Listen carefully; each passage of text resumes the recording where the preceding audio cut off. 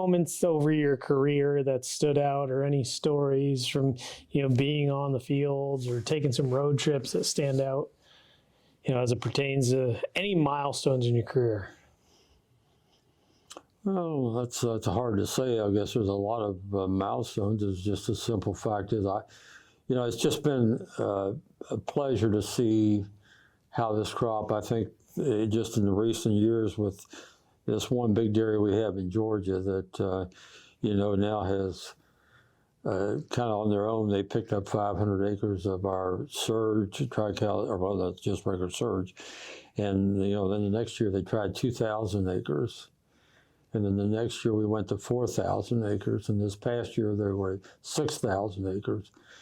And Racy, Rodney and I were visiting with them on the first day of March this year. So I have to be the bold one and say, okay, how many acres are you going to put out this year? Well, we're going to do 8,000 to 9,000 this year.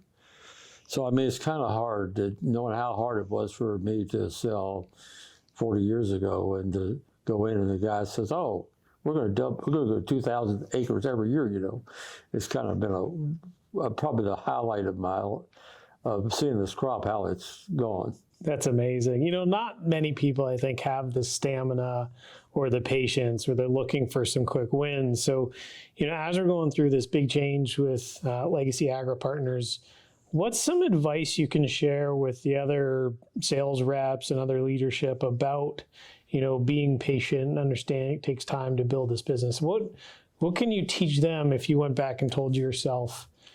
Well, I'd say it's like anything else. You just really don't know what's on the other side of the owl. And, I could have easily dropped this 30 years ago or 40 years ago, whichever.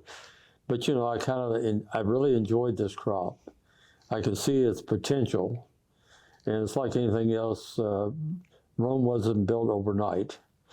So the thing is, you just everybody's so impatient these days. Everybody wants success in 15 minutes. And you can't do it always that way. It's just, life just doesn't allow you to do that. So you kind of got to look at away all the odds. And that's kind of the way I did it. To say, with all the ownership changes I've gone through, like when we went to Legacy, I said, so what? It doesn't bother me because I've done all these over the years, and we've had the faith that this crop was going to make it. Speaking of that, when you look at this crop, where do you think it goes from here? Like, what's next? Well, just listening to two dealers today, but just gave me all the vibes of why I can't be 20 years younger, because it's just really unbelievable what they think they can do with it. We are now finally in an era that we've been talking about for 40 years, cover crops. So now the thing is, we're starting to use it on a regular basis. Everybody wants sustainability and all that. And this is the ideal thing. Because I was questioning them today, how are they doing their manure applications and all that? And, Wisconsin obviously has been a very hard market for us to get in over the years. But now all of a sudden they're finding out that they can do 2 crops in 1 year. I had the good fortune of being with one of the Cornell Ag fellows by the name of Tom Kilser.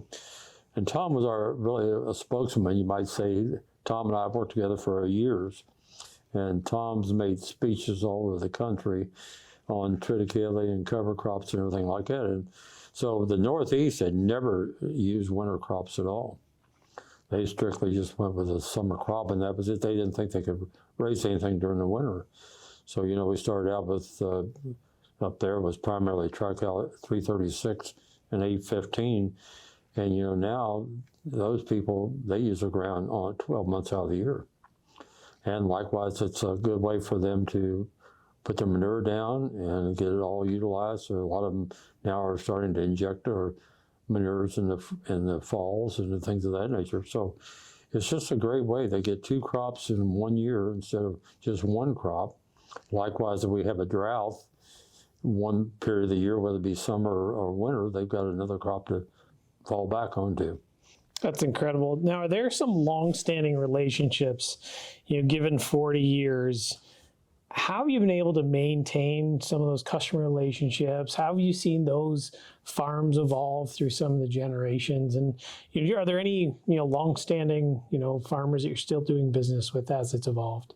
Oh yeah, I think a lot of them. I mean, as far as dealerships, I mean, Seaway, we're not doing quite as much, but they were my first big contract. King's Acre Seed out of Pennsylvania, and those type of folks. And I mean, they've stuck with. They admitted if I hadn't stayed around, they probably wouldn't have continued on this crop. But I kind of was the stability point in the East, at least, during that entire time. So that's amazing. So you're going to miss the time on the road now?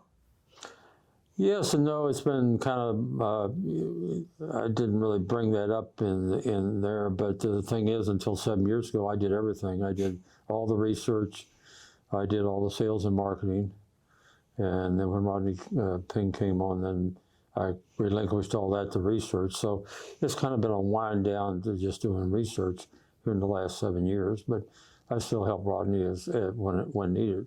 Nice. So. But no, it's it's been a lot of fun. I've met a lot of people, have great relationships like with Tom and another gal that I work with at the University of Florida was Ann Blunt. She's kind of the spokesman for the forages in the Southeast. So we've had.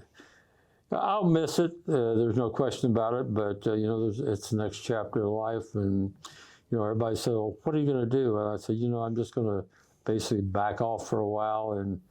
I have a farm and all that, and there's grandkids. I have a 11 and 6-year-old grandkids, and they're in everything.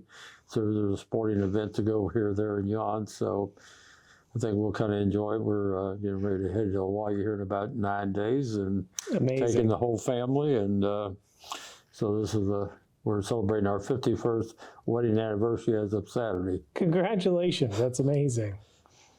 That's amazing. Now, before we sign off, what is one piece of advice, that you would give to your younger self about, selling Triticale?